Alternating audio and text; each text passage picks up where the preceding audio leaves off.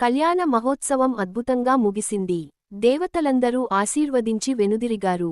పద్మావతి దేవి సంతోషంతో భర్తతో కలసి తిరుమల కొండపైకి చేరారు.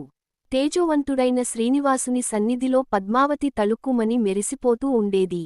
ఒక రోజు పద్మావతి దేవి స్వామివారిని ఇలా అడిగింది. ప్రభూ, నీవు నన్ను పెళ్లి చేసుకున్నావు. కానీ వినిపిస్తోంది, ఒక లక్ష్మీదేవి నీ హృదయంలో ఇంకా ఉన్నదంటా? శ్రీనివాసుడు క్షణం నిశ్శబ్దంగా నిలిచాడు.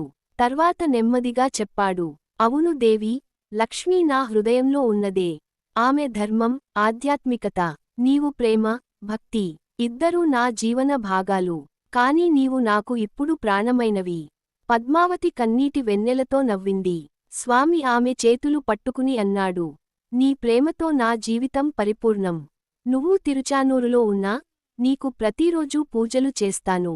నా హృదయం నిండుగా నీకే కేటాయించాను.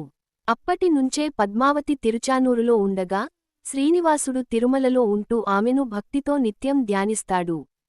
ఇద్దరి ప్రేమ శాశ్వతమైంది. ఇందులో భక్తులకు ఒక సందేశం ఉంది. ప్రేమ అనేది దైవత్వానికి రూపం. గౌరవం, నమ్మకం ఉన్న ప్రేమ ఎప్పటికీ చిరస్థాయిగా ఉంటుంది.